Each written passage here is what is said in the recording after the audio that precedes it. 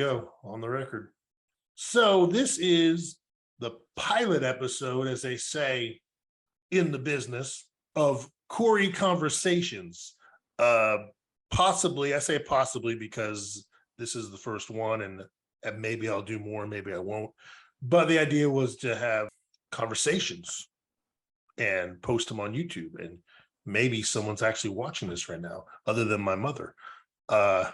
So full disclosure is that Bryan and I have already done this. We did it, was it 2 weeks ago? Week and a half ago? Yes, that's About right. About 2 weeks ago, I think. And I was even in the early stages of editing, and I pulled a Duke, and that can hurt if you pull a Duke. Anyway, I somehow deleted the file and couldn't retrieve it. And so we're doing it again. So we don't, maybe it'll be better, maybe it'll be worse, maybe this will be awful and never see the light of day. But Bryan was on my YouTube channel previously. I guess it was last summer. We did a Meatballs watch along. I love that one. And that surprisingly has a lot of views, but I imagine people think it's the Meatballs movie. They search for Meatballs and watch the first 30 seconds and realize it's not, and then move on to a different video. But marketing genius. You made the right move. Yeah, I'm trying to trick people into watching my videos. That's the way YouTube works, right? So so who is Bryan Land? Well, Bryan Land, would you describe yourself as a writer? Like, would I say, oh, this is my interview with writer Bryan Land?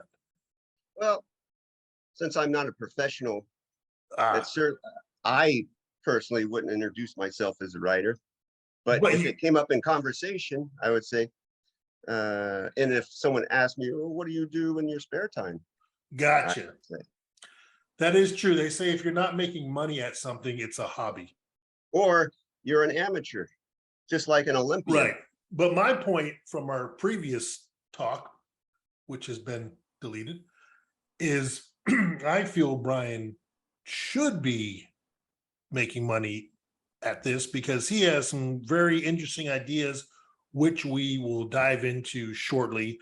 But first, I like to just start off saying, well, how do we know each other? Well, we met in the 7th grade, I think November of '85.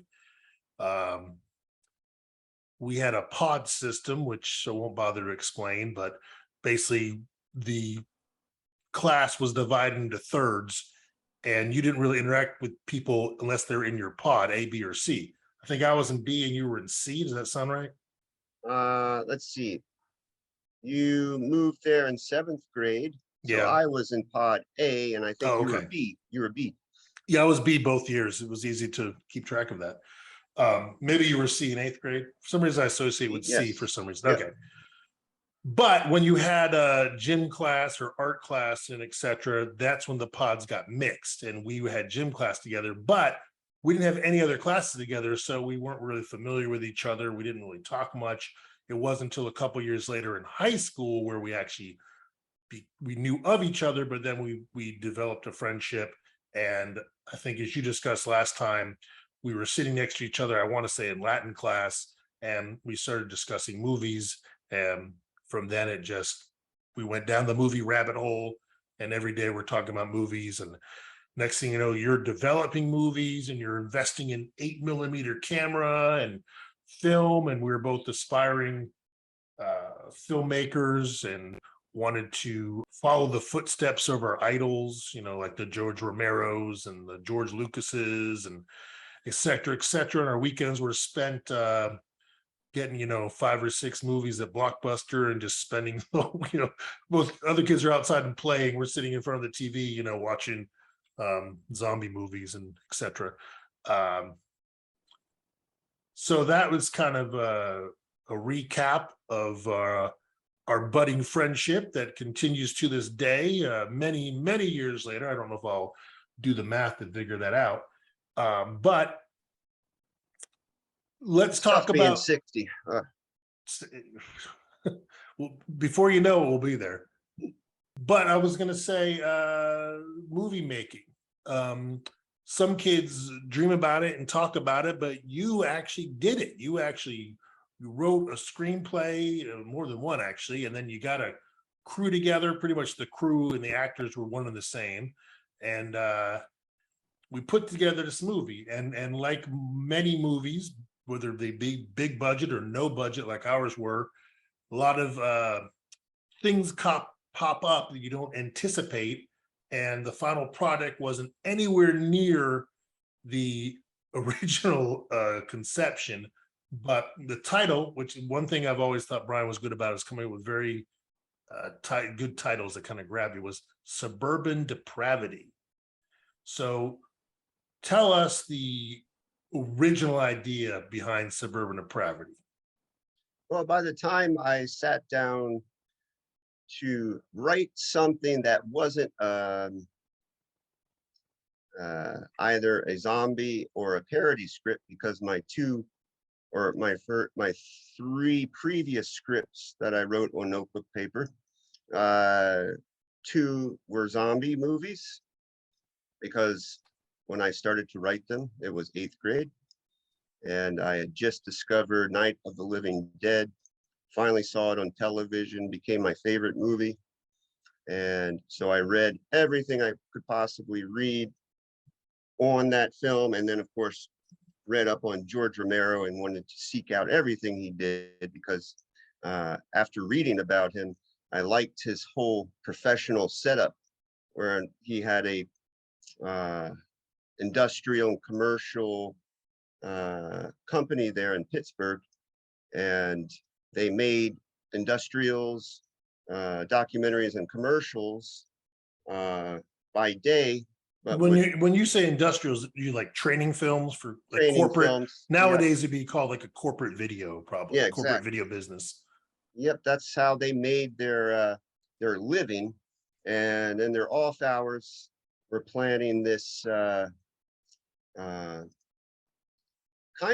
of a sci-fi tinged horror movie. And I believe the original title was Night of the Anubis, but later became Night of the Living Dead. And so I like their whole story about friends working together, and they knew how to make money and get by, but also everyone usually gets into movies not because they want to make commercials, but because they want to make features.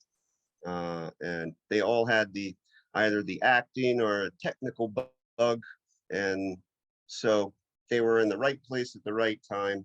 So that's how he operated for his entire career. So that made an impression on me as a 14-year-old. And I thought, well, if I'm going to make movies, and I certainly am thinking about them all the time in a way I hadn't, it's as if a switch went off. I grew up watching television and loving, going to the movies, but I never thought about them outside of, oh, that was good, or I can't wait to see this, or I became more involved. And I wanted to know the history and the production of the making of films. So it just expanded. So I used his path as sort of a guide to how I would want to make them. So I wrote 2 zombie movies, and on the front of the scripts, I went ahead and inserted everybody's role on the production. So it said, Schlock Productions presents Night of the Zombies. And then I went ahead and listed all the cast members. I already cast everybody without asking them. These were friends of yours, I assume. Yeah, all the neighborhood kids at that time, the Bestwick brothers, Mike Wilson. They were in the movie, whether they knew it or not. Denny Durick, since he did yearbook photography, I was going to make him the director of photography. Well, that makes sense. Just put his name in there, didn't ask anybody once again. I even added the initials ASC after his name, because I always saw those initials after a cinematographer's name quite often, not always. And then I wrote a sequel after I did a reading of the script, and I had written it somewhat seriously. The plot was pretty simple for Night of the Zombies. It was two kids on BMX bikes going through a field, and they're attacked on their way home by a zombie. And by the time they get home, having survived the attack, they realize their neighborhood is under attack. So they find shelter in one of the characters' backyard treehouse. And after that, they defend themselves with BB guns until they find out a way to destroy them. You kill the brain, you kill the monster, which I took straight from, like, you know, Night of the Living Dead and Dawn of the Dead. So that was the premise of the first one. It was written straightforward, but when I did the reading, I think with Bryan and Colin in attendance in Bryan's garage, we were all just laughing at the dialogue. We didn't end up shooting it, but I decided. But when you wrote the dialogue, it was not intended to be funny. Right, the kid. But when you heard it out loud, you realized, it was hilarious. Yeah. It struck me because I liked we didn't realize how funny the self-seriousness of one of the kids on bikes, how serious he was compared to the other one who was more nonchalant and wisecracking. So I didn't really realize it until I read out loud. He almost sounded like Paul Muad'Dib from Dune. And so that sort of kind of pompous, he is now a self-professed messiah, because it's like, you know, he's the chosen one kind of thing. So that was the tone, and it was accidental, but I certainly was absorbed in Dune. I was reading those books at the time. So maybe subconsciously. Yeah, it worked his way. So when I wrote the sequel, I decided to kind of do a Sam Raimi sort of Evil Dead 2, where that one was more outrageous and more overtly comedic. So you went ahead and wrote a sequel without ever filming the first one. Yeah, I felt like we had performed it in a way after doing several readings of it and laughing at it. So I went ahead and wrote a sequel called Night of the Zombies 2, The Predicament Continues. And by the sequel picks up where the last one, it's about a year in the future after the first one, and Paul, the young, whose name was Paul, just like Paul Muad'Dib, actually. So he has achieved notoriety now as Paul the Wisdomer, and he gives out wisdom as his profession now. He's got almost like fortune cookie sayings, and everyone thinks they're so amazing.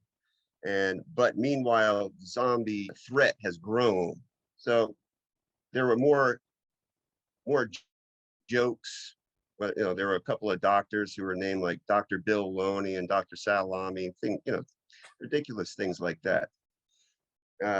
So once again, we didn't shoot them, but I thought about shooting them renting, because I started to get catalogs from rental houses, and I started to learn where people rented film and video equipment. There were a couple of big houses there in Atlanta, and Atlanta at that time was not Hollywood like it is now.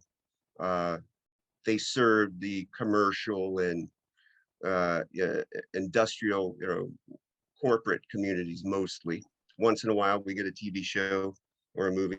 So, but I started to collect their catalogs, and I figured, well, I'm going to shoot both of them on broadcast beta. So, and I started calling up. I checked on prices, and they're like, well, a package, a full package would cost you $5,000 or whatever it was. Like, well, thank you very much. So there went my shooting on professional equipment idea for these two movies. And then I opened up a catalog, like a service merchandise catalog or something like that. And I saw in the catalog a Super 8 camera. And I thought, you mean like a movie camera, like a film camera? Yeah. And I didn't know that they still made them at that time. I thought that was something from our parents' time or before. Yeah, home movies. So, and it was only in the catalog like $50. And I thought, that's doable. I could do a couple of zombie movies shot on film. Amazing. And then I found out they didn't do sound. It was silent. And the film is extra, and the And developing is extra. the film was for a roll, $9 a roll, doable, but you know, that's a cost. But it's only about 2 minutes a roll, right? Yeah, I found out because I was Yeah. thinking, oh, that's not so bad. And then it was 3.5 minutes a roll. And I thought, oh, shoot 2 movies, $9 a roll, 3.5, and then I've got to think about, I'm not going to use all the footage. Mhm. And so it started to become somewhat daunting. So I kind And of, we got to remind people, you're what, 14 at the time? Yeah, 14, 14. 15, you're not even working yet. So you really have, no. what money do you have? You know, money, It's 8th birthday money grade. you have. Yeah. So come summertime, the 8th grade's over. So during the summer, I decided to, well, if I wrote a comedy, a zombie comedy, let me write a spy parody. So almost in the tradition of like Top Secret. Okay. And so that's where Conspiracy came out. So I wrote that script two pages a night during the summer. And then I finished that. And then when I was at my grandmother's house, I found a Super 8 camera in the closet. Wow. It was silent, but she had a camera and a projector that was given to them when they agreed to go to one of those timeshare Wow. conferences. So they collected their gifts, and the projector and the camera were 2 of the gifts. They had never used them. They were still in the box. Wow. So my eyes got big. It was a silent camera, but I thought, well, if I can find a roll of film, I can go out and just practice, do something and shoot something on film and see how that turns out. So we went to the local camera store, and they did sell silent rolls of film. So I got a silent roll of, like, you know, Ektachrome, whatever that's. They had Kodachrome 40 and Ektachrome 160. So I got a roll of the Ektachrome, I believe, and gave it a shot. Just kind of Sounds like shot stuff something out of Ghostbusters. Yeah, it turns out this, you know, it's a 3.5 minute short because I have no editing equipment. So everything was in camera. Yeah. So I got my first roll of film back with some kind of not great looking footage, but I got to put it in that projector and look at it. And it took about a week to get the film back. So that was, you couldn't just watch it, you had to wait. Right. So that was my first experiment. And I thought about, well, if I can get a sound camera, if they still make these, maybe they make a sound camera. So I was visiting my grandmother, I think in September, like on Labor Day holiday. Mm-hmm.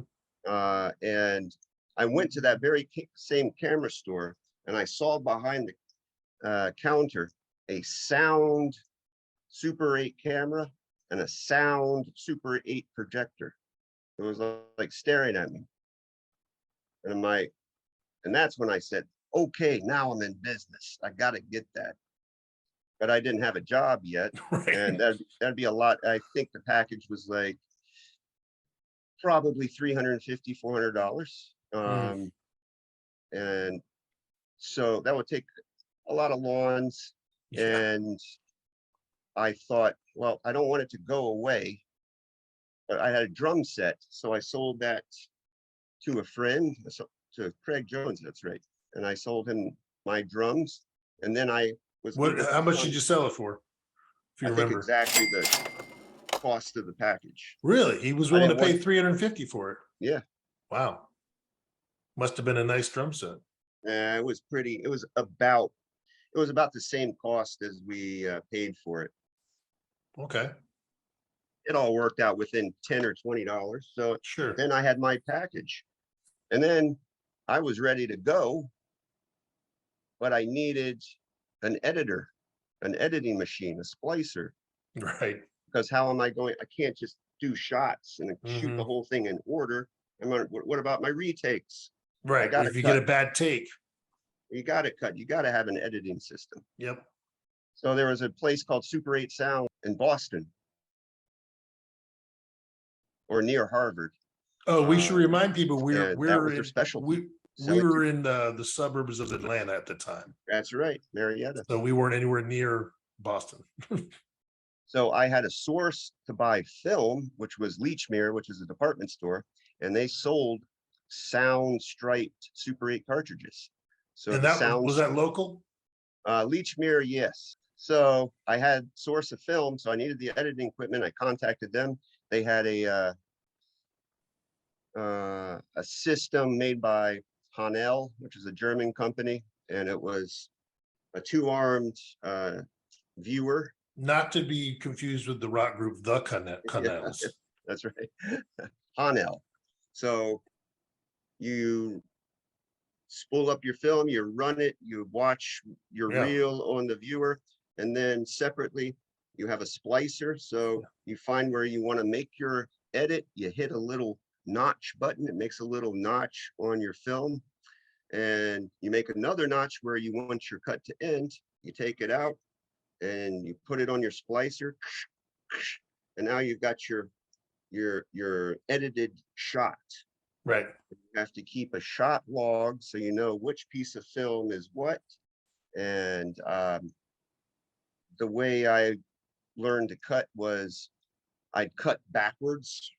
I'd start from the end once everything was complete, and I did all of my editing. So I had all of my shots. In the old days, they had an editing bin. So you'd have a piece of tape that would list, like shot 2B, and they would hang on clothespins. So I did a version of that because I had seen it in old books. So I had pieces of film in my lousy handwriting, like with little pieces of notebook paper, saying, shot, scene 3, shot 2. I had them all in order, just strewn over my desk. And then when I went to cut a scene together, I would just grab those labeled shots, splice them together. With and tape. What had you filmed at this point? What are you editing? Are you still practicing? So, or are you... I did a couple of more shorts practicing with the sound. Okay. As cutting sound, I learned you have to, that's when your slate comes in. You have to give yourself a few seconds to start rolling for the sound to catch up to the picture. So you learn when you're running your sound, I believe, was a certain number of frames ahead of your picture. Because remember, you had the sound stripe on the film. Right. So you learned sometimes your shot might be compromised because you might finish your sentence in your performance. But if I had to cut here, I might accidentally cut the sound too soon, and it might cut off your dialogue because it's a single system. So it's not as if I had sound and picture dual. It's all together, but the compromise is your sound's a little bit ahead of your picture. And what year are we talking? 87 at this point? This is this is late fall 87 when I finally got the package. So now I forget shooting the parody. Well, the reason I was asking the year is because if we jump to 93, 94, when I'm in film school at college at Georgia State, we were using silent. I think we might have been using 16 millimeters, so a grade above, but still no sound. And we basically would edit a silent movie, and then if we wanted to play it in class, we would play the music on like a cassette tape or a CD, like play the music along. But we were basically making music videos, but the music didn't always match up because it wasn't actually edited to the music. The music was just, like old-timey silent movies, and they have a piano player in the theater providing sound for the movie. My point is, as a 14, 15-year-old in 87, you're kind of doing things more advanced than I was even doing, 8 years later in college. So it's pretty impressive, pretty ambitious. It was frustrating at first because I'm sure it was, and you're being self-taught. Yeah. because every frame costs money. It's not as if Yeah. you had a VHS cassette in one of those cameras and you have 4 hours or whatnot. And Yeah, and you have cassette doesn't, a 2 hour tape for $4. right. I mean, You you have can't, a 3 minute roll of film for $9. so you learn efficiency. Yeah, And I wanted to do something beyond a spy parody script, or not that I mean, I love the zombie scripts, but I just wanted to do something a little bit more ambitious, at least thematically. So thematically. Because I was going to say, what I was thinking of when you're talking about these zombie movies, had you even thought of special effects? I You have figured makeup effects. You have to, it's a splats zombie, of blood. I mean, that's all we were going but to you'd have to make be the doing. people appear to be zombies somehow. So you Yeah, have to, I figured you just slap some makeup, smear on a green, just like they did on Dawn of the Dead. yeah, Aside from green. the gore effects, Tom Savini just caked everyone in a green makeup. You had specialty zombies for certain shots, but everybody in the background just had Right. green pancake makeup. So I figured I'd just go that route and not worry about the effects too much. But now, from the initial zombie scripts, a few years have passed. You're getting more ambitious in your, and on the technical side, you have the equipment, and you're thinking maybe more mature themes rather than a straight comedy or a genre movie. I wanted to do something. When I sat down, the first thing that came to my mind was something. Again, you're thinking, well, this is something I'm going to shoot. I wasn't thinking, oh, I'm going to take this to Hollywood or something. Yeah, you're just This doing it is for something, yourself. right? So, okay, we live in a suburban neighborhood. Mhm. So I wanted, if I was going to reach thematically, I wanted it to be about the suburbs. So I figured thematically, I'm already thinking a little bit bigger, almost like in a novelistic way. And then since I was thinking on a more thematic way, in a novelistic way, the immediate thing that came to mind was to do multiple stories, because there are so many different types of people that live and not only in a suburb, but in a city or any place. So So almost it's like about a community. anthology series about life in the suburbs. Yeah. And I didn't want to, again, do an anthology either. I wanted them to all be tied in. So it would be I one, see. like John Sayles often did. Or He Robert would, Altman comes to mind. He would do stuff like yeah, that. yeah, when things that take place in a certain place at a certain time, Right. involving many people or several people, and their paths cross. So that was the And format. you're 15 probably at the time. By the time I started, yes, so that was ninth grade. Yes, 15. Wow, that's Uh, just kind of I don't know what the right word is, but kind of a complex idea. Just the structure for a 15-year-old to think that I'm gonna, the whole separate stories, but they're connected, and you know, yeah, I mean, we were exposing ourselves to all kinds of different films at that time. So sure. you and I, when we would do these aforementioned, Thanks to the video store boom, because this is long yeah, before internet and streaming. We would just go.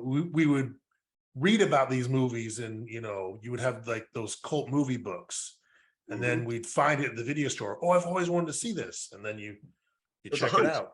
Yeah. Yeah, you go on a hunt. It was exciting.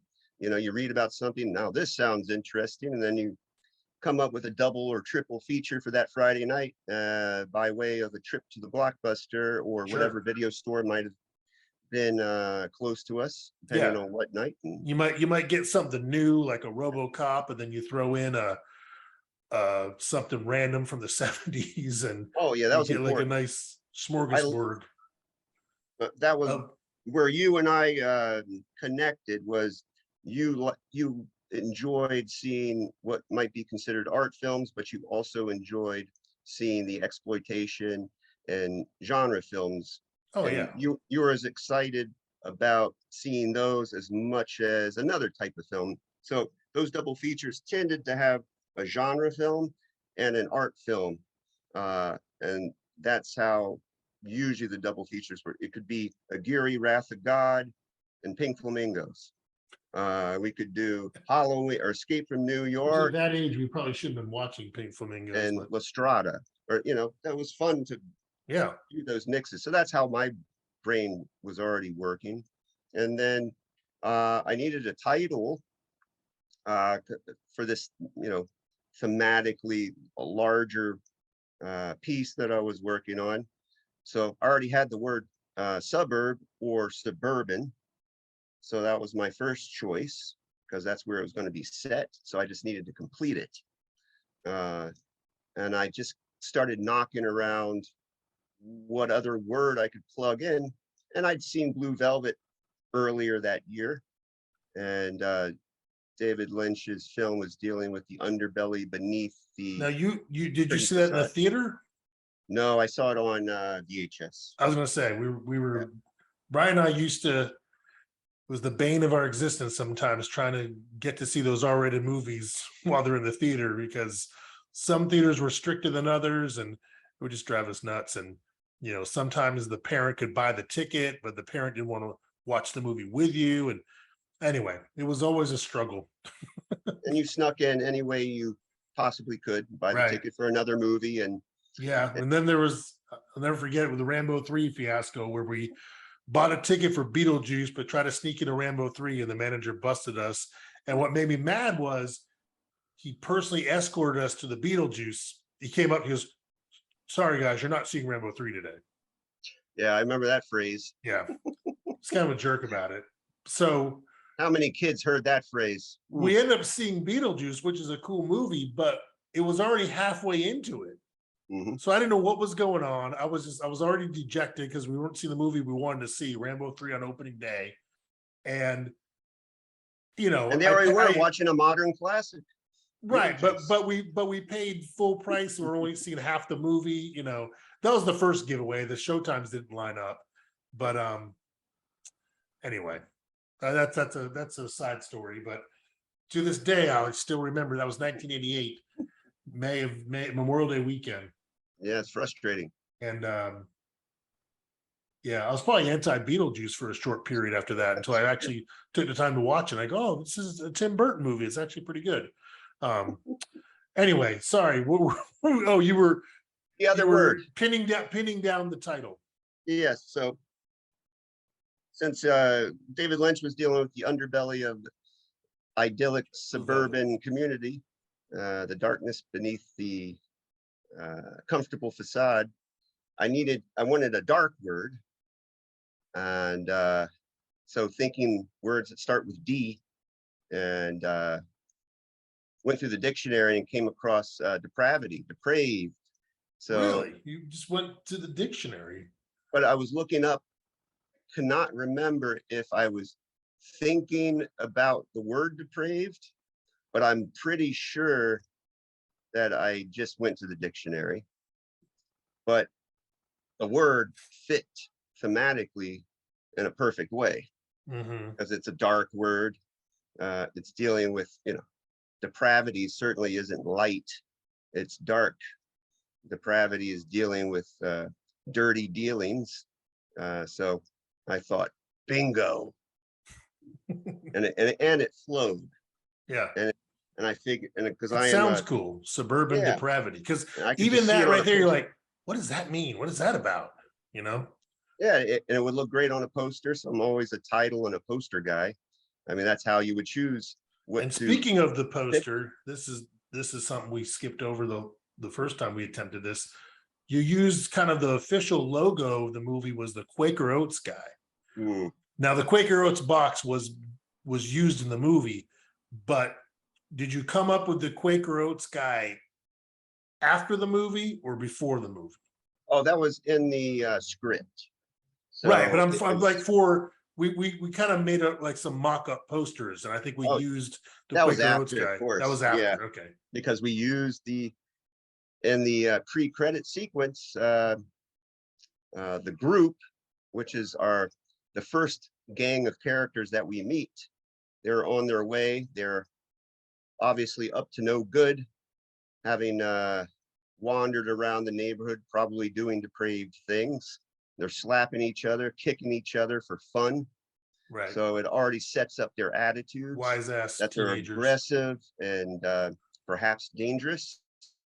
And they come across a young boy who's playing with rocks in a parking lot. Played by your younger brother. Played by my young brother, Brad, who is a good sport because he ends up being attacked by the group after the leader of the group gives a little speech about their attitudes and how they see life. And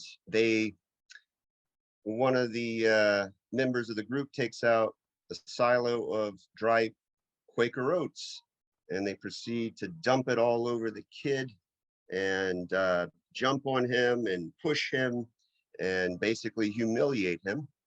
They're bullies. Yep, and the leader walks away while the kid's whimpering and shaking in the background. And he looks up to the sky and says, another boring day in the suburbs. And then we cut to credits.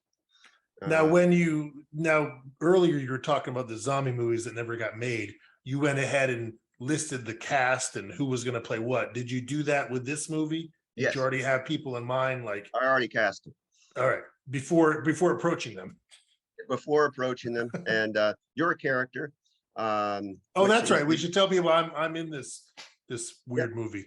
So the group is introduced in the pre-credit sequence. Now, but I have a quick question. Is there anyone that you had in mind that didn't agree to do it? I don't think so. Okay. No, the cast was small enough to where right, and they all close enough friends. They were close friends, and they were all kind of like-minded. They all were creative people. They liked movies. They were excited about this idea. You were the only one with the camera, so if you wanted to make a movie, we had to grab onto Bryan and go along for the ride. No one was dating anyone. No one. We were too young to have families, so I couldn't see any reason why someone would say no. And I think initially no one had jobs, but that would hinder the production later on when people started getting summer jobs, because we try to shoot over the summer. But anyway, so you had a cast in mind. Everyone was initially available and agreed to it, and I think we started shooting on weekends because school was still in. So you would just first shooting day was over the winter holiday. So yes, I remember it was cold between Christmas and New Year's. Yeah, I'm just thinking because I remember later on we did scenes and it was warm, and my character wears a tank top, so that was good for me. It took us 5 months to shoot this thing. Wow, 5 months, and the total running time is what? 23 minutes. Wow. And if I can remember, up in the description area for this video, I'll put a link, because this movie is available on YouTube. Yep. Thanks. Now, you were talking about editing sound, and the image has to catch up to the sound.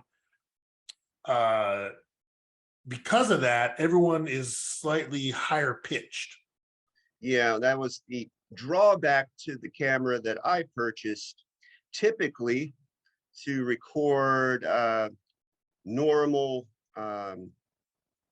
pitched voices, your sound goes 24 frames a second, just like the image is recorded 24 frames a second. This was a camera aimed at the family market originally, because it was a camera that was just for home movies, manufactured in the early 80s. So it was budget conscious. So if it went 18 frames a second, you got more out of your film cartridge, because it was shooting 18 frames instead of 24 frames a second. So you got more time, sort of like switching when you're doing VHS, like EP mode or but then it got played back at 24. So but it recorded at 18 frames. So 18 the voices are sped up and sped up in a higher pitch, because we all slightly, not too crazy, but definitely noticeable. Right. We sound a little funny. We don't sound like our actual voices. And then my character, I'm doing a voice. I'm basically doing like the Macho Man Randy Savage voice, but then it's also altered because of the frames per second. So And I'm supposed to sound like this, but I'm more like this, yeah, that's exactly, yeah, you almost got it exactly. That's exactly. freak out,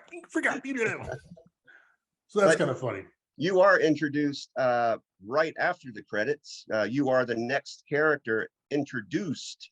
But we into did the not we credits. did not shoot it in order because it was based on people's availability. Because like the group, you had to have the entire group there. If there was Yes. maybe a weekend where only I was available because I had Mhm. some like solo scenes, you could just shoot with me. So that Correct. you Yep. you shot based on convenience and then through the magic of editing, put it all together. So like, the opening scene was shot in December, but then the scene following the credits may have been shot in March, That's right. over spring break or something. Yeah, that Um, first shooting day, we actually shot the stud intro. on the That first shoot, day, yep, that was our first day of shooting. so it was cold when we shot that. It was, you were in a tank top, Yeah. shivering somewhat in between takes. Right. But So I it didn't was our, mind. It was like I was just so yeah, excited. We're making a movie and I'm in a movie. And it was just like we were just young and enthusiastic about it. And yeah, whatever the it stud takes. was a character that was an aggressive, once again, almost like the group, but he Yeah. acted alone.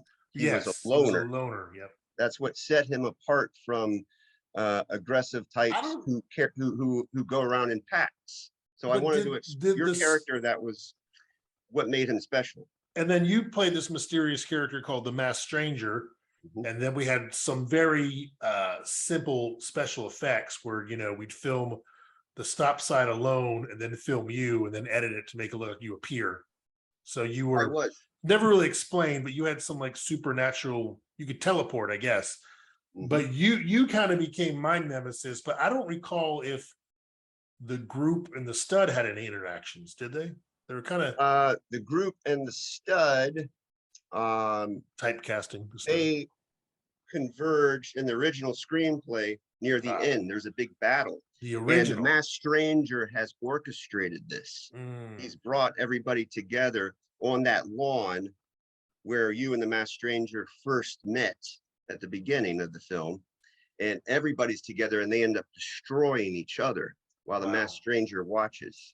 But then it got pared down to a one-on-one fight between the Masked Stranger and the stud, and the That was Masked the Stranger compromise. wins. And we were running out of film, and we had to do it all in one take and do it very quickly. So it's a very short fight.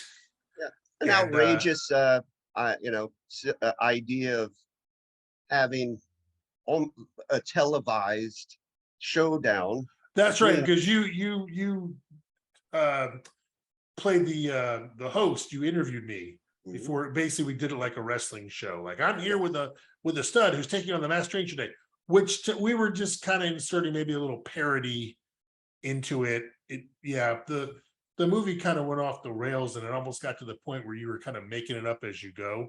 We Like, did. who's The available? script, What can we shoot? yeah. And The second half of that film was improv, each shooting and you day. basically had to write out who I think was it Charlie? Was that Brian Kirk's character? Yeah, Brian, he was the leader of the group. Right, he was the leader of the leader group, and he was kind of the lead of the movie. Yep. So what happened is he got a job.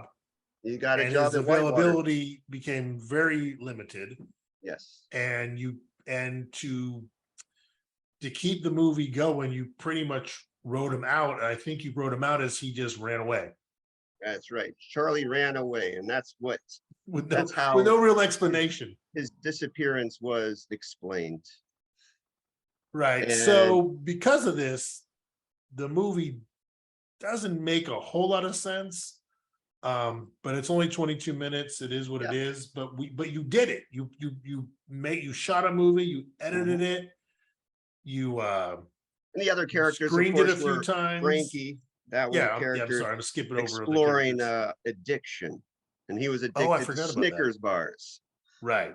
So kind of a tongue-in-cheek to a serious problem, but something that does take place in the suburbs and kind of was ignored. It wasn't until recent years where they talk about the opioid crisis and all that that like suburban kids were struggling with, and you were addressing that in somewhat of a satirical way, but way back in the 80s, late Yeah, 80s. Snickers bars instead of acid. Right. I mean, yeah. So It didn't that really was the matter other what third. he was addicted to. It was an addiction. You could have had Yep. anything. You could have been addicted to Tic Tacs and be good And at he popping Tic disappears Tacs. into his own hallucinations. That's how we close out his story.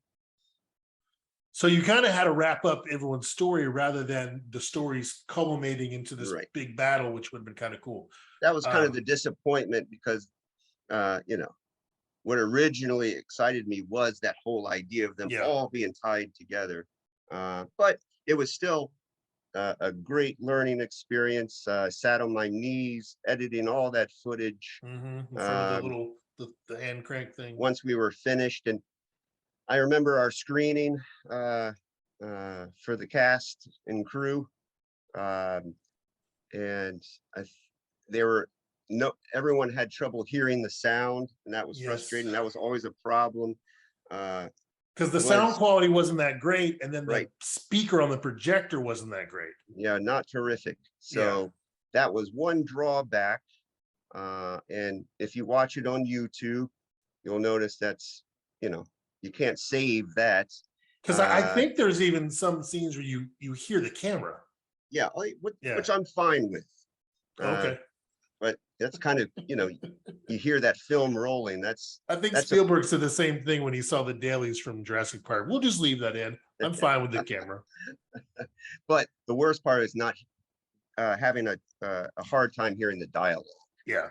That's one thing you always hear filmmakers also, not only the visuals, but people can hear the dialogue. That needs to be sharp. Now, at one time you were thinking about writing maybe not a novelization, but a novel, the original story, just to get the story out there.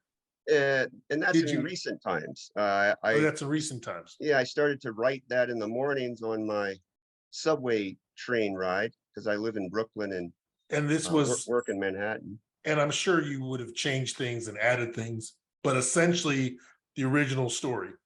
Yeah, I was basically taking those original characters and putting them in entirely different situations, but them all converging, just like in my original.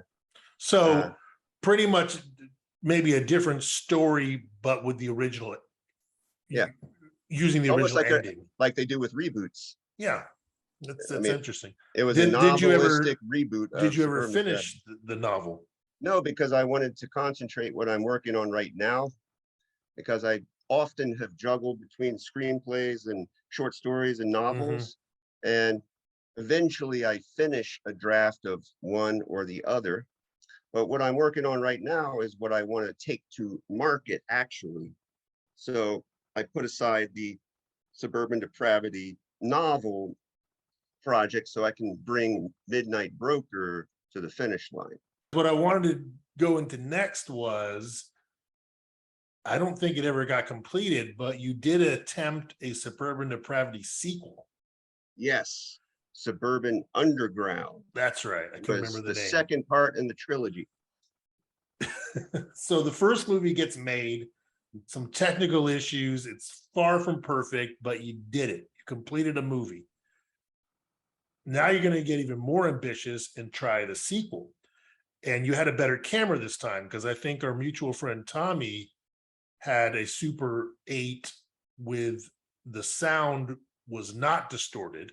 It was 24 frames. Right. It recorded 24 frames. So, and I remember seeing some stuff he shot and my mind was blown because I was used to your camera's presentation. Yeah, slightly shaky. Shaky and high-pitched chipmunk voices, and his was smooth, not shaky. The picture quality looked a little bit better, and the sound was way much better. I said, whoa, this is like a step up. And I think you obviously had to buy your own film, but I think he just let you borrow the camera, right? Yes, that was the idea. I had gotten a shopping cart to use it as a dolly, so that was a it was a tool that we could put to use creatively. So you and I went out to shoot almost like the first day of the original Suburban Depravity. We shot the stud scenes with the stud walking down the streets near Mabry. And some time had passed. Yeah, and we used your Rambo wig. I had a Rambo wig because I too was an aspiring filmmaker, but I wasn't as maybe hardcore as Bryan, and I just had a crummy VHS camera, and I But tried you and I, those projects that we shot usually were, you almost always had a script that you had written, and we would that was the shoot fun them. part because you could come up with anything, but I'm trying to keep it somewhat realistic to shoot. So quick sidebar, at one time we were trying to make an unofficial Rambo movie, basically a fan film, which people do now, but it was like a somewhere with, you know, in between two of the movies or something, like a you know, a side Rambo story. And to look more like Rambo, I bought a long black wig. And then so the stud had basically, I think, been homeless, I think was the story. He was just kind of wandering from town to town, never stopping to get his haircut. And to show it's been a passage of time, I wore the long hair wig. Yeah, which was perfect. Yeah. He was basically, he didn't have a beard or anything because I probably couldn't grow much of one. Still, he was being more in our, feral. He had become more feral. we were still in our teens. This was how many years later? Like a year later, the following summer or something. Oh, this is much later. Was actually, it? This was probably junior year when we were doing. Yeah, so it was junior year for first Suburban one was Underground. first one was freshman year. Yeah. So it was a full 2 years later. I wrote that sequel in junior year. And the third in the trilogy was going to be a documentary. So I, as the masked stranger, was going to go around Marietta and infiltrate parties and all of this stuff. And I mean, there's no way I could have gotten away with that, like showing people getting wasted at a party and then like use it in my movie. But that was the concept of the third one. So that was to show the actual suburban depravity, suburban reality. That's what it's called.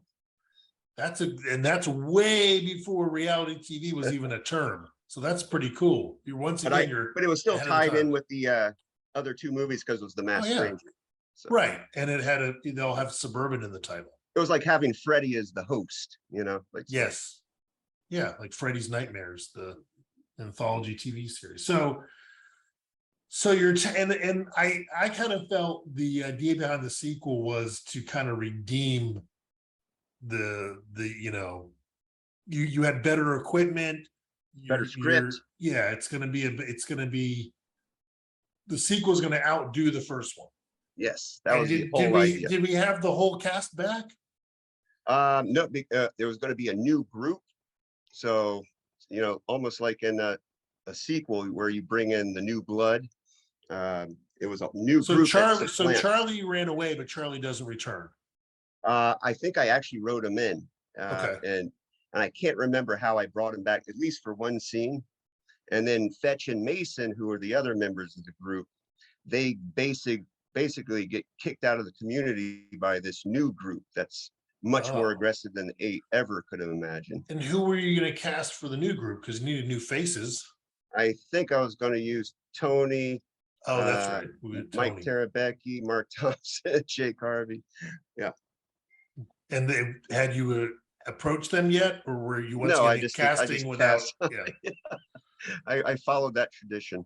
But unfortunately, this movie never got finished, and I can't remember why. We just run out of time, money, resources. I started a new job working at Lone You got Star. A job. Yeah, I got a job. And in order, I knew it would take time and a decent amount of money. So I was going to have to save up. But that's why you were working, to make money to invest in the movie. Yeah. So it had to be, I wanted to get going. So you and I shot that one morning just to kind of see what that footage would look like, and especially with the pushing the camera in a dolly. I wanted to try that. I remember it looked pretty good. Yeah, and I was pleased with it. But as time went on, as the days clicked by, I realized that, I need to raise more money, which I did not have at that time. So I just kind of stuck to writing because that doesn't cost much. So the movie got shelved due to lack of financing. Yeah, my own financing. And then we got older, time was starting to speed up. Yep. And then Next thing you know, we're graduating. People Yeah. are going away to different colleges. and that's why, like, writing, I didn't have to depend on money and scheduling, but Yeah. I love those. Making a movie teaches you efficiency and organization, how important those things are, because in that situation, time is money, and your funds usually are pretty limited. Yeah. If you're working in a small group, so you can't beat those lessons. But Right. creatively, it certainly is exciting to know that I just need my writing utensils and paper. Right. You can do it anytime, anywhere, as long as you Yeah. got a keyboard.